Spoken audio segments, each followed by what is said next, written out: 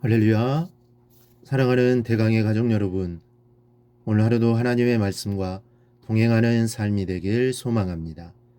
오늘 함께 나눌 하나님의 말씀은 다니엘 6장 10절에서 12절 말씀입니다.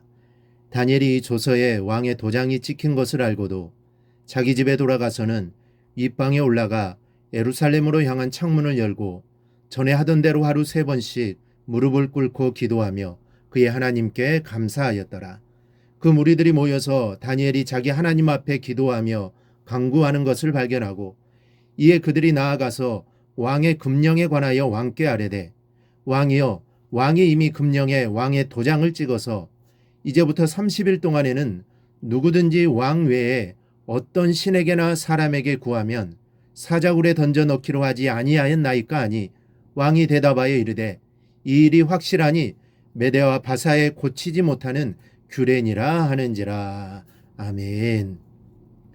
목회를 몇 년간 하다 보니 이 목회자의 마음이 이런 거구나 하고 느껴질 때가 많습니다. 목사의 마음이 가장 기쁠 때는 성도들이 힘을 다해 신앙생활을 하는 모습을 바라볼 때입니다. 특히 어려운 시련을 당하면서도 주님을 붙잡는 모습을 보면 이 가슴이 저며오기도 합니다. 그 힘든 상황에서도 눈물로 기도하며 견뎌내는 분들이 우리 교회에도 있습니다. 이 참으로 귀한 믿음입니다. 참 신앙은 평안할 때에는 빛이 나지 않습니다. 그러나 시련이 오고 벼랑에 부딪혔을 때에는 그 사람의 믿음이 빛을 발하는 것을 볼 수 있습니다. 위급한 상황에서 생명줄을 붙잡듯 주님을 부여잡는 그 신앙, 그 믿음이야말로 참으로 멋진 믿음인 줄 믿습니다.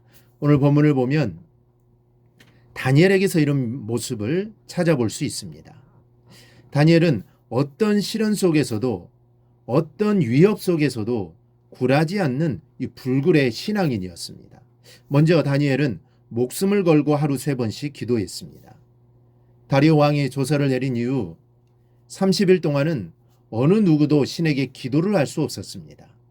만일 왕의 금령을 어기고 기도를 한다면 여지없이 사자굴에 던져서 맹수의 밥이 될 수밖에 없는 상황입니다. 왕의 조서에 그렇게 명시되었고 어인이 찍혀져 있기 때문입니다.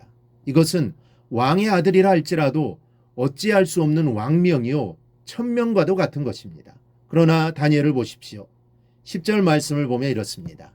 다니엘이 이 조서에 왕의 도장이 찍힌 것을 알고도 자기 집에 돌아가서는 윗방에 올라가 예루살렘으로 향한 창문을 열고 전에 하던 대로 하루 3번씩 무릎을 꿇고 기도하며 그의 하나님께 감사하였더라. 조서에 왕의 도장이 찍힌 것을 알고도 라고 합니다. 이것은 금령을 어기고 기도하는 자는 사자의 밥이 될 수밖에 없다는 것을 알고서도 기도했다는 말입니다. 그것도 하루 3번씩 무릎을 꿇고 기도했습니다. 이것은 목숨을 내놓는 행동이었습니다.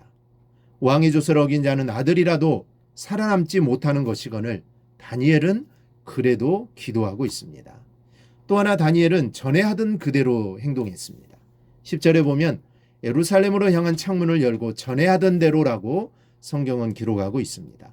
전에 하던 대로, 이것은 다니엘이 지금까지 하루 3번씩 기도해 왔음을 말해줍니다. 그것도 예루살렘을 향한 창문을 열어놓고 하나님께 기도를 드렸습니다. 더욱 중요한 것은 왕의 조서가 공포된 후에도 다니엘의 기도 생활은 조금도 바뀌지 않았다는 사실입니다. 왕의 금령을 어기는 것이 발각되면 사자의 밥이 될 상황이니 창문이라도 닫고 기도했으면 좋으련만 다니엘은 예전에 하던 그대로 창문을 활짝 열고 기도하고 있습니다. 한마디로 자기가 지키려는 신앙을 인하여 크나큰 위기가 찾아올 수 있음을 알면서도 그처럼 신앙의 자세를 견지해야 했던 것입니다. 그런데 이러한 다니엘의 면모는 단지 본문에서만 볼 수 있는 것이 아닙니다. 다니엘은 그의 세 친구들과 더불어 바빌론 땅에 포로로 잡혀왔을 당시 하나님께 대하여 뜻을 정하고 바벨론 왕의 진미와 포도주로 자신들을 더럽히지 않기로 하였습니다. 그 역시도 왕명을 거절하는 것으로 크나큰 위기를 자초하는 것임에도 그들은 뜻을 정한 대로 하나님께 대한 신앙을 지켜나갔습니다. 성경학자들은 본문의 사건이 있을 당시 다니엘의 나이를 80세가 넘었을 것으로 추정합니다.